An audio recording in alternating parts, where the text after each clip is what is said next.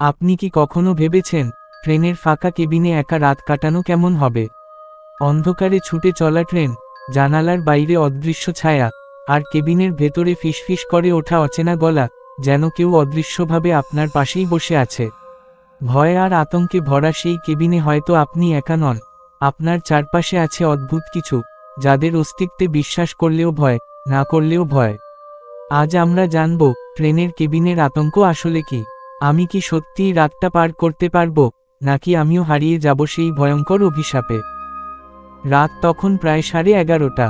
ট্রেনের বাঁশির তীক্ষ্ণ শব্দ যেন অন্ধকারের বুক চিরে ছুটে যাচ্ছিল। আমি একা দাঁড়িয়ে আছি প্ল্যাটফর্মে, হাতে ছোট্ট একটা ব্যাগ, আর বুকের ভেতরে হালকা অস্থিরতা। চারপাশে হালকা আলো, কুয়াশার মতো ধোয়া বাতাসে ভাসছে, আর দূরে দাঁড়িয়ে থাকা ট্রেনটা যেন নিঃশ্বাস নিচ্ছে, চুপচাপ, ভারী নিঃশ্বাস। লোকজন সব নামলো, নেমে গেছে, কিন্তু আমার কেবিনের দিকে একটাও মানুষ এগোলো না। আশ্চর্য ব্যাপার, টিকিট চেকারও আমাকে একবার তাকিয়ে হঠাৎ অন্যদিকে চলে গেল, যেন এই কেবিনটা দেখতেই পাচ্ছে না। আমি মনে মনে হেসেছিলাম, কি অদ্ভুত ব্যাপার, ট্রেনের কেবিনে কি ভূত আছে নাকি? কিন্তু ভেতরে ঢুকেই বুক কেঁপে উঠল। আলো জ্বলছে ঠিকই, কিন্তু জানালার কাছে নিজের প্রতিচ্ছবি দেখে মনে হচ্ছিল ওটা আমি নই, অন্য কেউ। আমার মুখে হাসি, অথচ কাছে দেখা মুখটা স্থির, ফ্যাকাশে আর শূন্য দৃষ্টিতে তাকিয়ে আছে আমার দিকে। না, না, ওটা আমার ভুল, আমি নিজেকে বোঝালাম। ব্যাগটা রেখে সিটে বসলাম, কিন্তু অদ্ভুত ব্যাপার, কেবিনটা পুরো খালি হলেও কোথা থেকে যেন চাপা কণ্ঠে ফিসফিসানি ভেসে আসছে। কে যেন বলছে, এক রাত, শুধু এক রাত কাটাও এখানে, তারপর বুঝবে। আমার শরীর ঠান্ডা হয়ে গেল, গলাটা শুকিয়ে কাঠ হয়ে গেল। আমি জোরে বলে উঠলাম, কে ওখানে, কে কথা বলছে? কিন্তু কোনো উত্তর নেই, শুধু ট্রেনটা ধীরে ধীরে চলতে শুরু করলো, আর জানালার বাইরে অন্ধকারের নদীর মতো দৃশ্য বয়ে যেতে লাগলো। আমি জানতাম না, আজ রাতটা আমার জীবনের সবচেয়ে ভয়ঙ্কর রাত হতে চলেছে। ট্রেনের কেবিনের সেই আতঙ্ক আমাকে এমনভাবে গ্রাস করবে, যেখান থেকে বেঁচে বের হওয়া প্রায় অসম্ভব। ট্রেন তখন অনেকটা গতিতে ছুটছে, জানালার বাইরে কেবল অন্ধকার, মাঝে মাঝে হঠাৎ ঝলকানি আলো ছুটে যায়, আবার মিলিয়ে যায়। কেবিনে আমি একা বসে আছি, কিন্তু বারবার মনে হচ্ছিল আমি একা নই। চারপাশে অদৃশ্য কিছু যেন ঘুরছে, নিঃশ্বাস ফেলছে, আর আমার দিকে তাকিয়ে আছে। হঠাৎ সিটের বিপরীতে একটা শব্দ হলো, ঠক। আমি তাকিয়ে দেখি, সেখানে কেউ নেই, অথচ সিটের গায়ে স্পষ্ট দাগ পড়ে গেছে, যেন কেউ ভারী শরীর নিয়ে বসেছিল। আমার বুক কেঁপে উঠল, আমি ফিসফিস করে বললাম, কে আছো এখানে, প্লিজ বেরিয়ে আসো। তারপর এক অদ্ভুত ঘটনা ঘটল। জানালার কাছে আবার সেই মুখ, আগের মতো স্থির, ফ্যাকাশে, কিন্তু এবার ঠোঁট নড়ছে। আমি তো স্তব্ধ, ওটা কি আমার প্রতিচ্ছবি, না অন্য কেউ? আমি কাচের কাছে গিয়ে তাকালাম, মুখটা বলছে, তুমি ভুল জায়গায় বসেছ, এই কেবিন তোমার নয়, এটা আমাদের। আমার হাত পা ঠান্ডা হয়ে গেল। হঠাৎ দরজা চড়র শব্দ করে বন্ধ হয়ে গেল ভেতর থেকে। আমি ছুটে দরজা টানলাম, কিন্তু খুলছে না। ট্রেনের শব্দ যেন আরো ভারী হয়ে উঠল, চাকার শব্দ, লোহার ঝনঝন, আর সেই সাথে চাপা কান্নার মতো আওয়াজ। আমি বুঝতে পারলাম, এই কেবিনের ভেতরে কিছু একটা আটকে আছে, কিছু মৃত আত্মা, যারা শান্তি পায়নি। আমি ভয় কাঁপতে কাঁপতে ব্যাগ থেকে টর্চ বের করলাম। আলোটা চারপাশে ফেলতেই সিটের কোণে বসা এক ফ্যাকাশে মেয়ের অবয়ব দেখতে পেলাম। চুলগুলো এলোমেলো, চোখ দুটো শূন্য। ও হঠাৎ আমার দিকে তাকিয়ে ফিসফিস করে বলল, আমাদের কষ্টটা কেউ বোঝেনি, তুমি কি শুনবে? আমার মুখ শুকিয়ে কাঠ। আমি ভয় হলেও মাথা নাড়ালাম। ও মেয়েটি ধীরে ধীরে অদৃশ্য হয়ে গেল, কিন্তু কেবিন ভরে উঠল গলার স্বরে। বছর কয়েক আগে এই কেবিনে আগুন লেগেছিল, জানালাগুলো আটকে গিয়েছিল, কেউ বের হতে পারেনি। আমরা সবাই পুড়ে মরেছিলাম, তখন থেকে এই কেবিনটা আমাদের।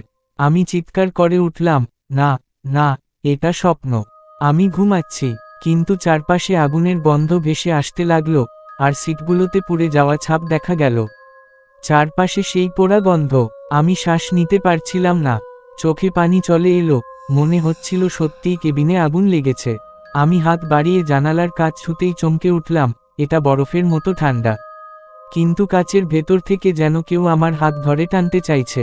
আমি ভয় পেয়ে হাত সরিয়ে নিলাম, আর তখনই ধপ ধপ ধপ কেবিনের মেঝেতে ভারী পায়ের শব্দ শোনা গেল, যেন কেউ ধীরে ধীরে এগিয়ে আসছে। আলো ফেলে দেখি সিটের এক কোনায় বসে আছে আরেকজন। মাথাটা একপাশে কাত, চোখ দুটো অদ্ভুত লালচে, মুখ থেকে পোড়া মাংসের গন্ধ আসছে।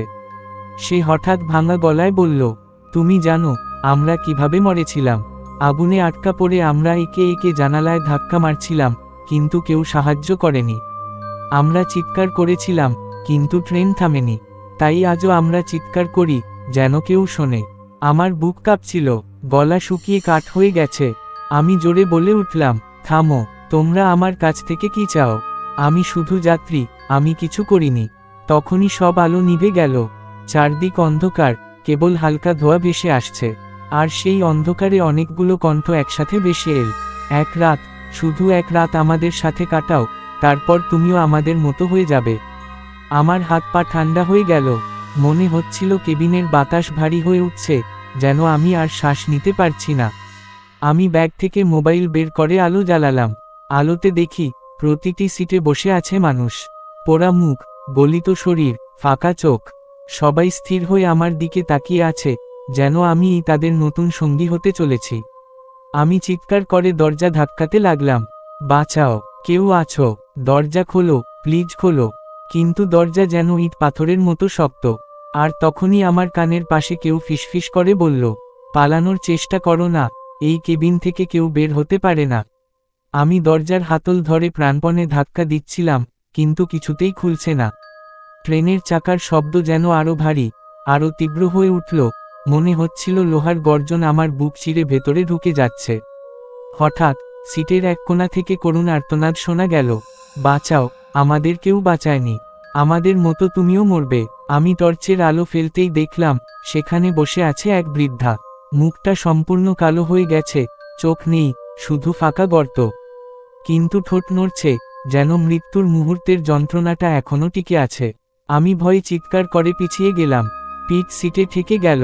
আর তখনই দেখলাম আমার চারপাশের প্রতিটি সিটে বসা আছে পোড়া শরীর, ছেঁড়া কাপড়, ভয়ঙ্কর মুখ নিয়ে মৃত যাত্রীরা।